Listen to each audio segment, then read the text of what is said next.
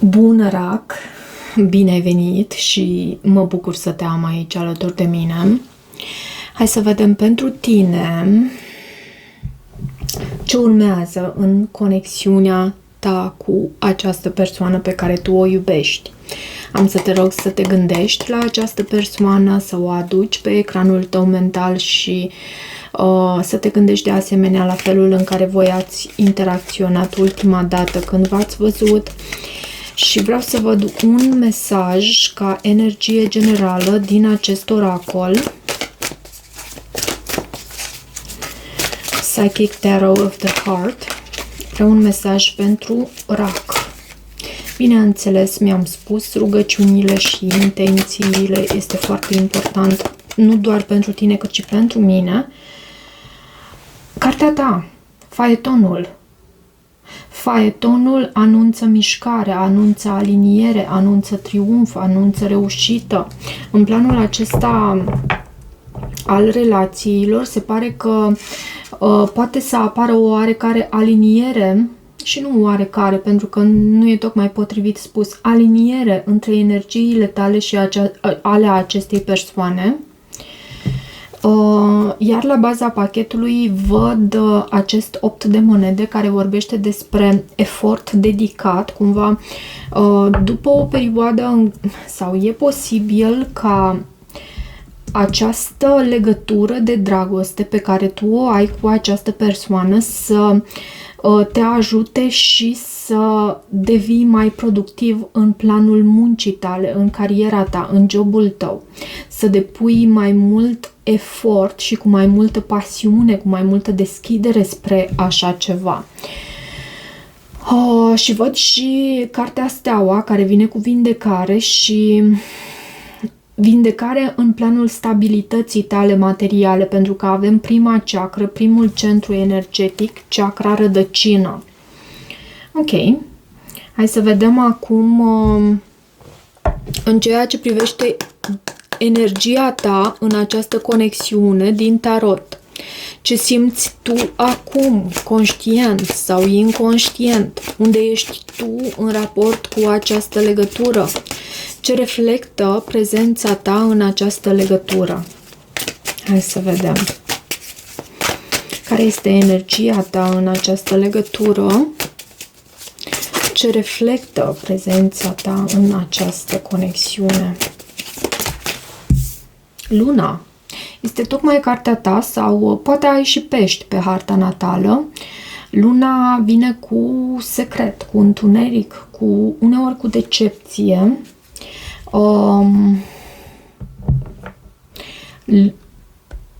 Dar poate vorbi și despre faptul că în secret tu îți dorești să investești aici cu acest 7 de monede.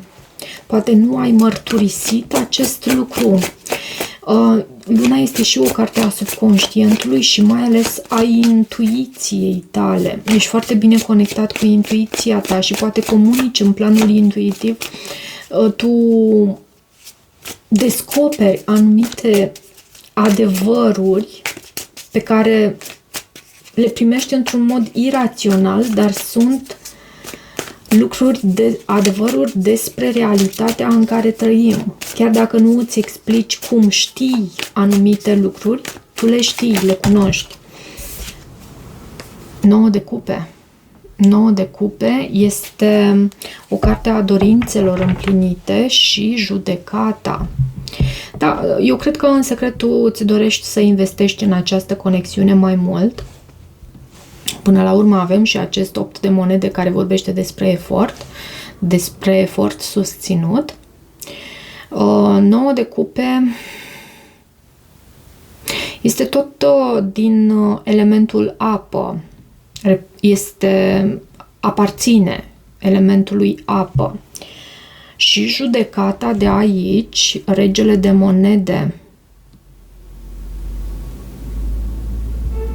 E ca și cum tu te rogi pentru ceva anume și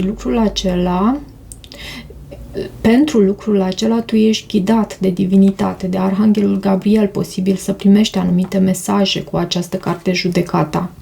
Și asul de cupe.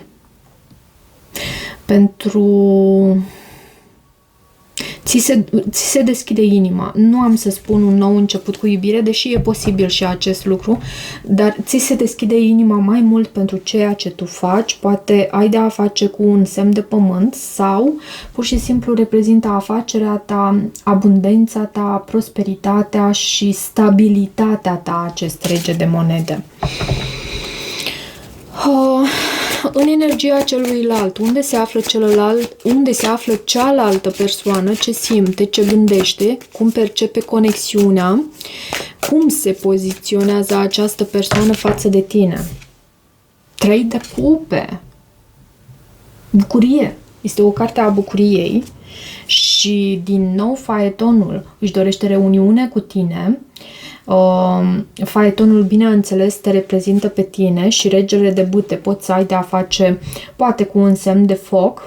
Anterior am văzut regele de monede, acum văd regele de bâte. Regele de bâte reprezintă un leu, berbec sau săgetător.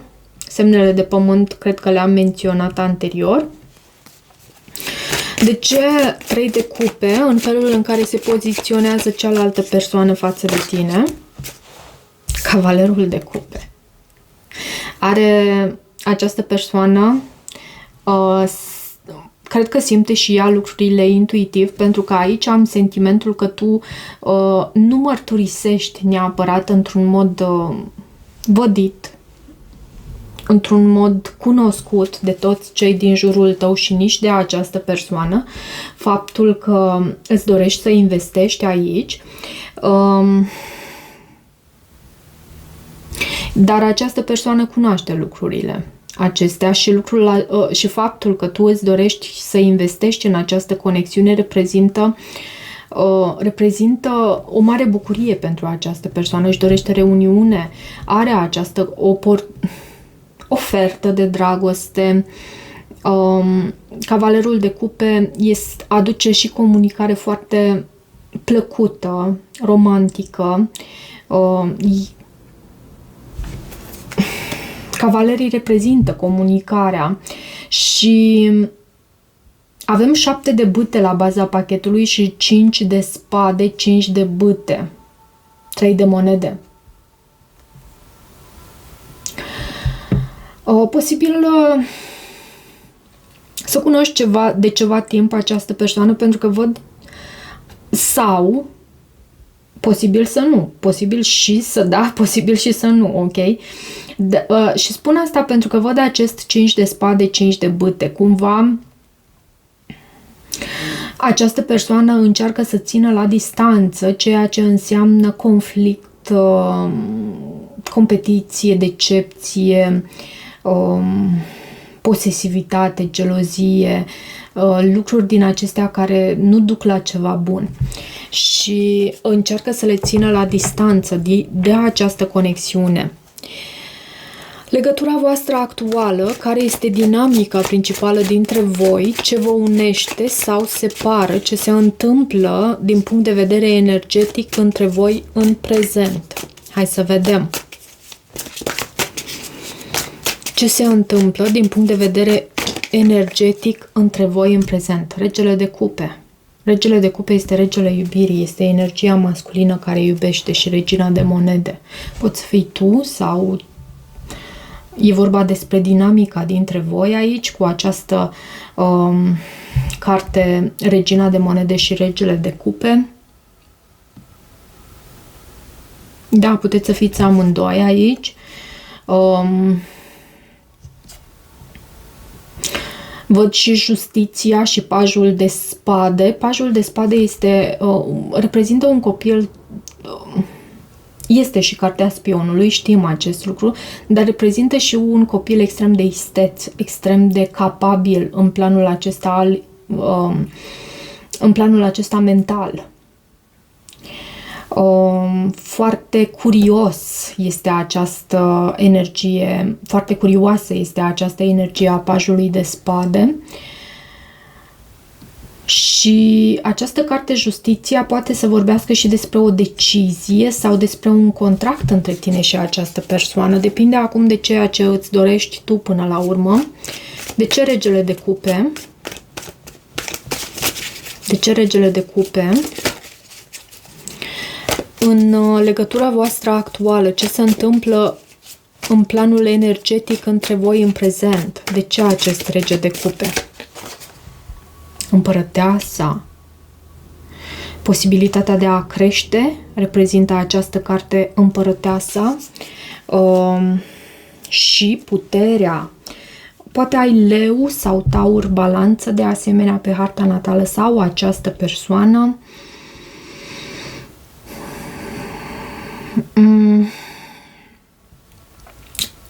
Văd curaj, mai ales din partea energiei feminine. Poate există și un nivel diferit de maturitate între voi, acum depinde cine ești tu în această dinamică. Energia feminină se arată aici mult mai matură, mai înțeleaptă, de o frumusețe desăvârșită, o naturalețe, de asemenea văd cu această împărăteasă, posibilitatea unei sarcini pentru cei care sunt în această opțiune,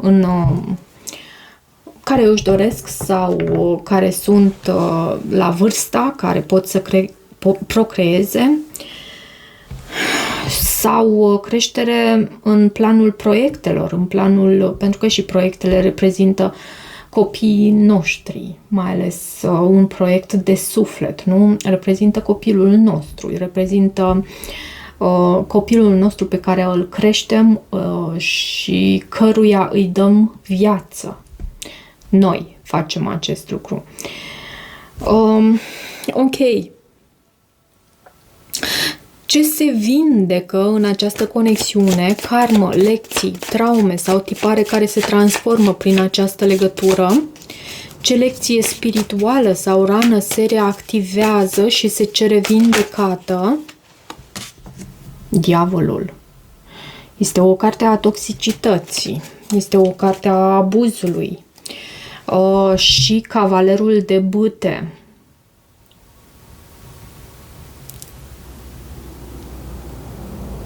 Cavalerul aventurier. Ce lecție spirituală se cere vindecată, sau rană se reactivează și se cere vindecată? Văd aici faptul că cineva alege, nu că este nevoit, își dă seama, conștientizează că stabilitatea și timpul petrecut în sânul familiei reprezintă ceva mult mai prețios decât o simplă aventură care poate să ducă la toxicitate, la dinamici nesănătoase între toți cei implicați, aș putea să spun. De ce diavolul? De ce diavolul?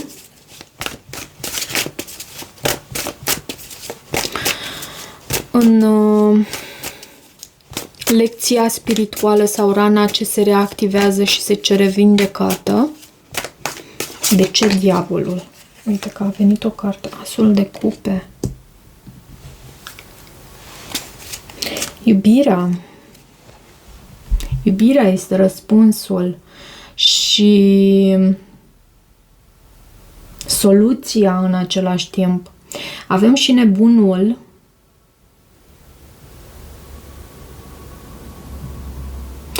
Poate că în trecut ai acționat sau această persoană a acționat într-un mod care a adus în prim plan această energie a diavolului. Poate fi și un capricorn implicat aici. Dar acum vă dați seama de faptul că iubirea este răspunsul, iubirea este soluția și un nou început între voi nu are cum să aibă loc decât din spațiul inimii, cu inima deschisă unul pentru celălalt.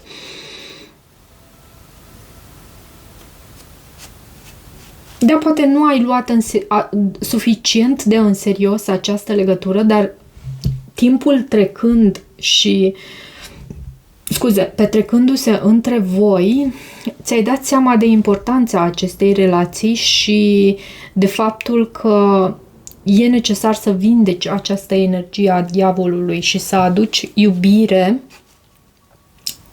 în tot. Ce urmează între voi? Pe termen scurt, în următoarele 2 săptămâni, cum evoluează conexiunea în următoarea perioadă? Care este direcția în care merge această relație? Care este direcția în care merge această relație? Te rog, Spirit. Hierofantul e un angajament serios. Este și cartea Taurului și 4 de monede. De ce 4 de monede și 2 de cupe? Văd aici faptul că nu veți putea să renunțați unul la celălalt. Văd și împăratul, energia unui berbec, taur sau leu. Și 3 de spade, din păcate. Deși există și durere sufletească, cu toate astea nu reușiți să renunțați unul la celălalt. Și 8 de bâte, văd comunicare. Lucrurile încep să se... Și soarele, foarte frumos pentru tine, Rac, ceea ce urmează în această conexiune. Angajament serios și comunicare și de asemenea lucrurile se mișcă în direcția bună a lucrurilor, încep să se miște și într-un mod pozitiv pentru tine și pentru această persoană, această conexiune. Văd și regina de bâte, poți să ai de a face cu un semn de foc, mai văd și asul de spade și iarăși ne întoarcem la a investi aici, cu 7 de monede. Ok, am încheiat cu acest card soarele și îmi place mult. Vreau să văd și un mesaj din partea acestei persoane, un mesaj 2. Ce mesaj avem din partea acestei persoane? Ce mesaj avem din partea acestei persoane?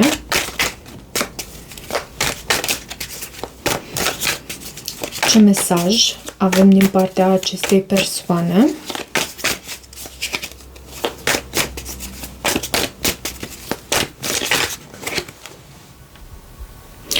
Este întuneric fără tine. Da, este întuneric fără tine. Și acum îmi dau seama, avem atât luna cât și soarele pe masă.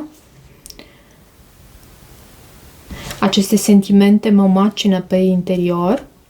Iar la baza pachetului avem aici: totul e mult prea mult pentru această persoană. Totul e mult prea mult. Ok, hai să vedem și visul șamanului, ce are să transmită aici pentru tine.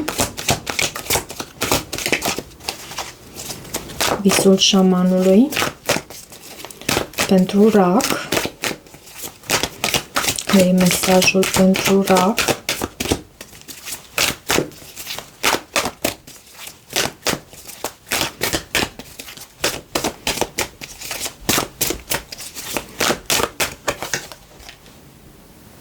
Osul gol, învățătură.